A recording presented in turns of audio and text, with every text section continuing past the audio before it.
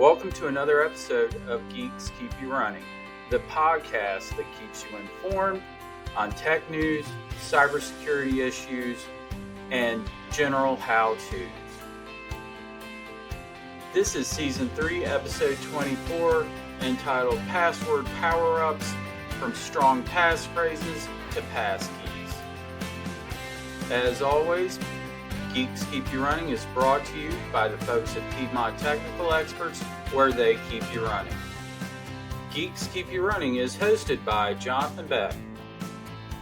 Hey, welcome back to another episode of Geeks Keep You Running. I'm Jonathan Beck, and here today we're going to talk about the first line of defense in the digital world, and that's passwords, and where things are headed next. We'll cover building strong passwords, managing them without losing your mind, and even the shiny new thing that a lot of people are talking about out there, and that's passkeys. So in this first segment, we want to talk about why passwords still matter. Passwords have been around for a long time. They were out way before I even got into the field over 25 years ago.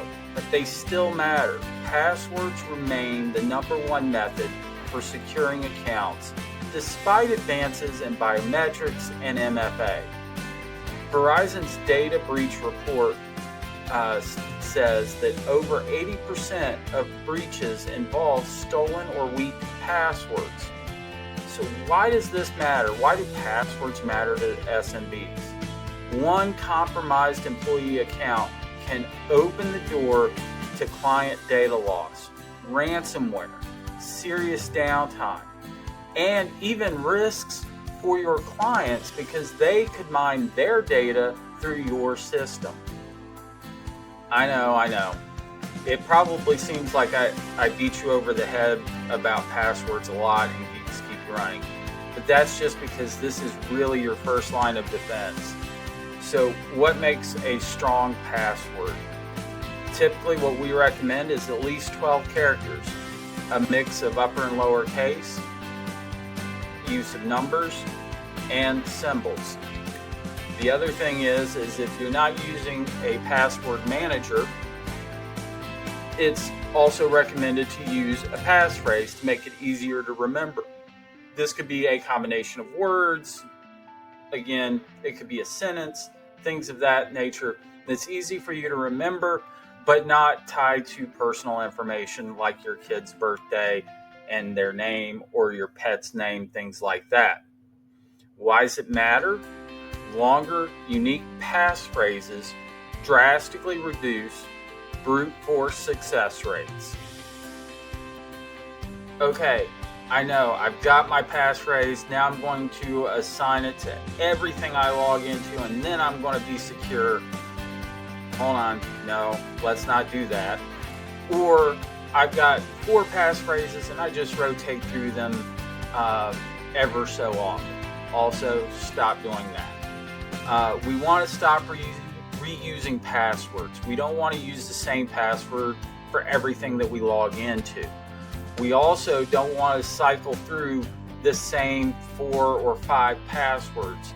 You want to be able to go at least 3 to 4 years before you even consider reusing a password that you used before.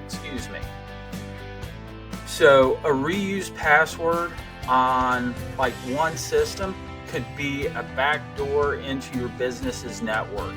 So if I use my business email to enroll in Facebook, and then I use the same password on Facebook as I do in, say, my banking account or in my business email, all of a sudden, if my Facebook account gets cracked, now my bank account is at risk and my company email is at risk.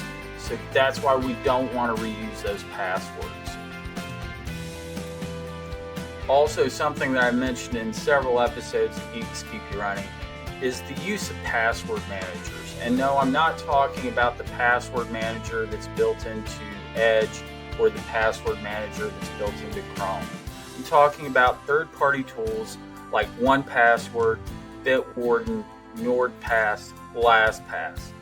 They help create and store unique passwords for everything that you log into. Additionally, these passwords are stored in an encrypted manner.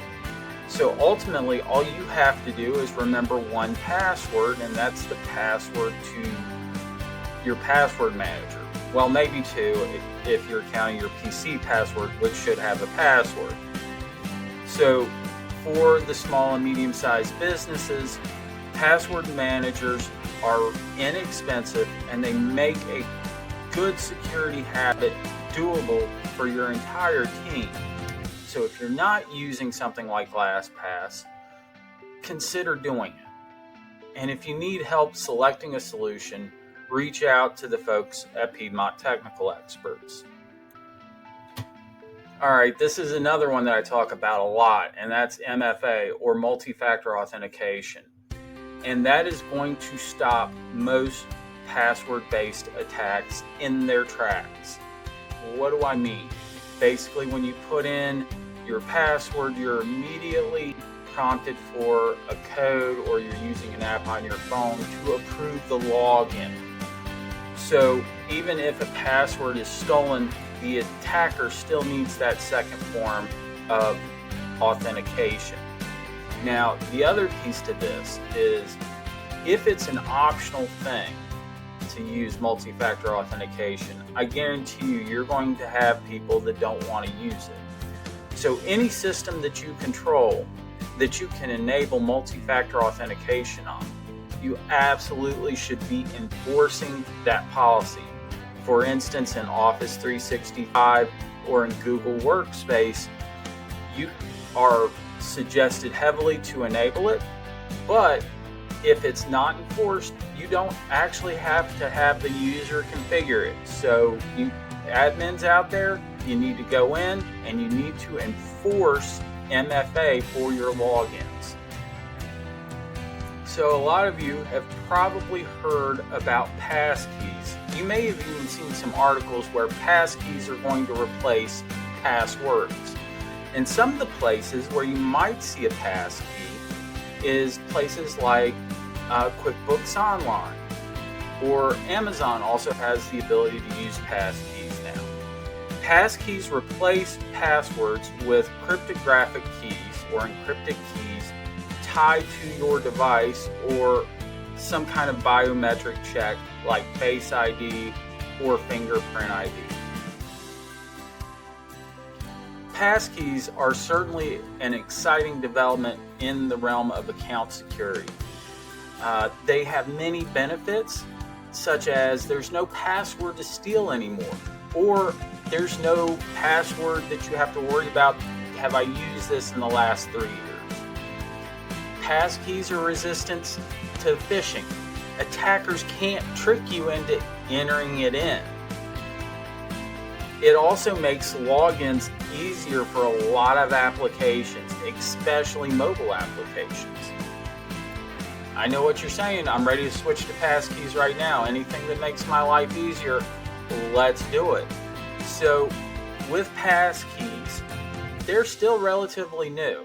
They haven't been adopted across all platforms. So there are still a lot of systems that are going to depend on passwords. So you need to make sure that the application or the website you're using supports passkeys.